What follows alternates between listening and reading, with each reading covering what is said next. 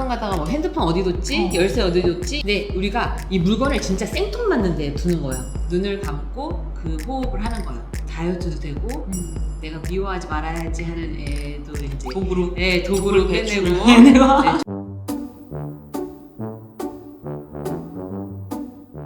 치매 환자들이 정말 많이 늘어나고 있는 추세라고 하던데 도대체 얼마나 많은가요? 일단 65세 이상에서는 100만 명이 2024년 기준으로 경도인지장애 이상이라고 보고 있어요. 측정을 했을 때 경도인지장애가 아니더라도 요즘에 나 진짜 기억도 안 나고 깜빡깜빡 한다라는 분은 사실 더 많아요. 20대, 30대 분들도 뇌 영양제를 찾으시는 분들이 되게 많아요. 현대인들은 지금 스트레스를 많이 받고 있으니까 굉장히 피해가기 어려운 질병이기도 하네요. 10명 중 1명이라고 보시면 돼요. 그리고 더 신기한 거는 의사분들도 정확하게 지금 밝혀진 그 치매의 원인 물질도 모르잖아요. 뭐 베타 아밀로이드 뭐 여러 가지 이야기를 하고는 있지만 여성분들이 남성분보다 2배나 더 높습니다.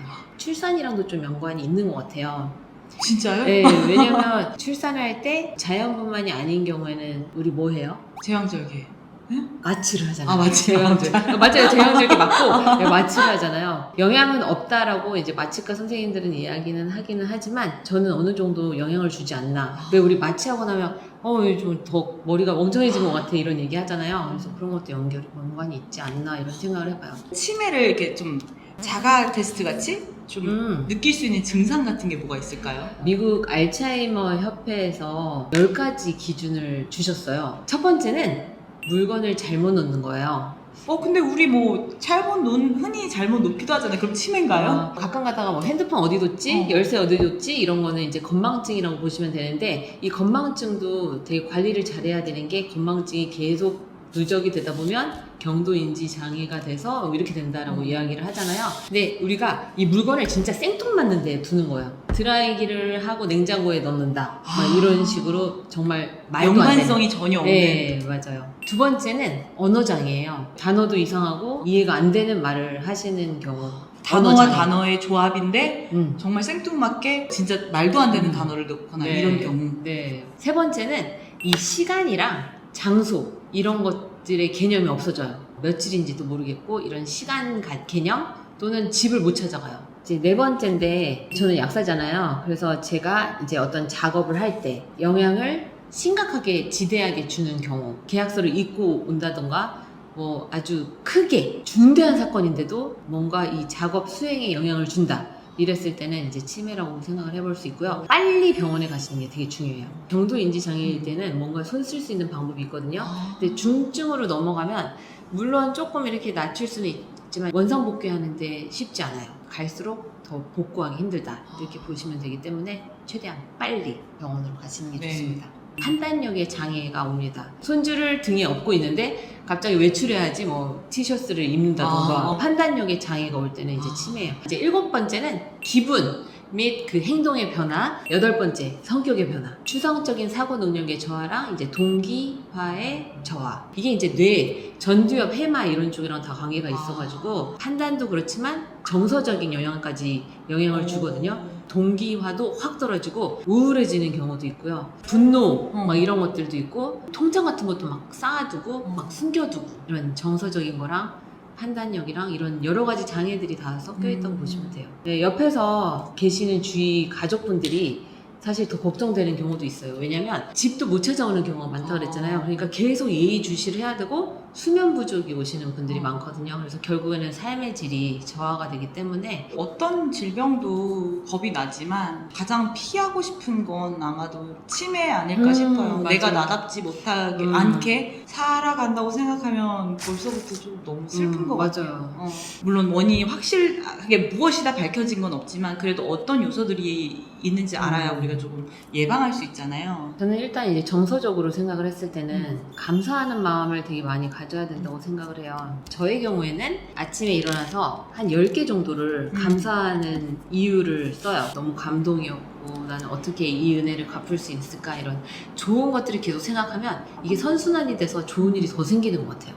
명상이 또 좋은데 또 명상 얘기야 이럴 수도 있을 것 같아요. 그래서 저는 어떻게 하냐면 앉은 자세에서 코로 숨을 들이마시고 잠깐 2초를 쉬었다가 배꼽에서부터 모든 노폐물을 빼낸다는 느낌으로 뱉어내는 거를 가볍게 얇게 끝까지 숨 못 쉴 때까지 하는데, 그러면 배에서 진동이 일어나면서 복근도 생길 수가 있거든요. 본인이 편안하다고 생각하는 음악을 틀어놓고 눈을 감고 그 호흡을 하는 거예요. 그러면 이 복식 호흡을 하면서 다이어트도 되고 내가 미워하지 말아야지 하는 애도 이제 도구로 도구를 배출을 빼내고 좋은 음악을 듣고 하면 되게 평화로워진다, 평온해진다, 이렇게 생각을 해요. 시기가 또 중요합니다. 이 뇌는요, 수분을 빼면 지방이 많은 부분을 차지를 하고 있어요. 다이어트가 잘못됐습니다라는 책을 썼을 때 저탄수화물 식이하시고 적당량의 단백질, 본인 체중에 맞게 좋은 지방을 드시는 게 아주 중요합니다. 우리 러브에코님이 아시잖아요. 좋은 지방 뭐죠? 올리브 오일, 버터? 네, 뭐 기버터도 있고, 간혹 가다가 저는 안타까운 게 뭐냐면 채식을 하면 치매가 걸려요. 이거는 아니고요. 과일이 갈수록 안 좋아요. 왜냐면 브릭스, 당도를 높인 과일들이 많잖아요. 이전에는 야채랑 과일 드세요 이렇게 말할 수 있었는데 지금은 뭐 야채는 드세요, 식이섬유도 많고 하니까. 근데 과일은 드세요라고 추천을 못 하겠더라고요. 그나마 먹을 수 있는 게 베리류, 시트러스류, 아보카도는 너무 좋고, 대사질환 있잖아요. 당뇨, 혈압, 고혈압 있으신 분들이 더 치매 유병률이 더 높다고 하니까 이런 대사질환 고치는 걸 노력을 하시면 치매까지 도움이 되지 않을까 이렇게 생각을 합니다. 약국에 이렇게 좀 치매 증상으로 오시는 분들이 많이 있다고 말씀하셨잖아요. 뇌에 좋은 영양제 같은 것들이 있을까요? 일단은 뇌에 좋은 영양제로 가장 많이 팔리는 부분은요, 수험생 어머니들이 오셔가지고 우리 아이의 인지력과 기억력을 좀 개선될 만한, 또는 육체가 또 피곤하니까 피로 해소에 도움이 되는 거 물어보실 때 플라즈마 로겐이랑 포스파티딜세린, 그 다음에 오메가3 이렇게 드려요. 이 플라즈마 로겐이라는 게 어떤 역할을 하냐면, 시냅스가 있어요. 뇌에는 뉴런, 그 다음에 시냅스가 있으면 그 다음 시냅스로 신경 전달 물질을 잘 전달을 시켜야 되는데 이 플라즈마 로겐이 전달하는 데 도움을 주는 인지질의 성분 중에 하나예요. 푸지노 다케이코 박사님이라고 해서 의사 선생님이신데, 이 플라즈마 로겐을 20-30년 연구하신 분들이 계세요. 이분이 이제 플라즈마 로겐에 대한 이야기를 할 때 항산화, 뇌의 염증, 그래서 파킨슨이나 이 알츠하이머에도 도움이 되는 거고요. 심지어 ADHD와 그 자폐인 어린이들한테도 이제 도움이 된다고 해요. 이 성분 자체가 치매인 분의 피 검사를 했어요. 플라즈마 로겐의 농도가 낮았다는 거예요. 아닌 분은 정상으로 좋았고, 그래서 이 치매와 플라즈마 로겐의 농도가 뭔가 관련이 있구나. 앞에 누군지 인지를 못하고 표정도 무표정 이신 분이 한 3주 드시고 나서 박사님한테 인사도 하고 표정도 좋고 막 이렇게 변화된 것도 이제 있고요. SCI급 논문으로 되게 많이 나와 있어요. 뇌에 분명히 좋은 성분이다. 와. 네, 치매 단계도 좀 낮췄던 사례들이 있다라고 정도만 이야기를 할게요. 뇌가 그러면 좀 건강한지, 나의 현재 상태가 어떤지를 좀 테스트해 볼 수 있는 방법이 있나요? 제가 이제 뇌 피로도 테스트 갖고 왔는데 우리 한번 해볼까요? 네네. 좋네요. 오, 아주 건강한 뇌를 갖고 계시는군요. 좋다는 거 다 했더니 역시 네.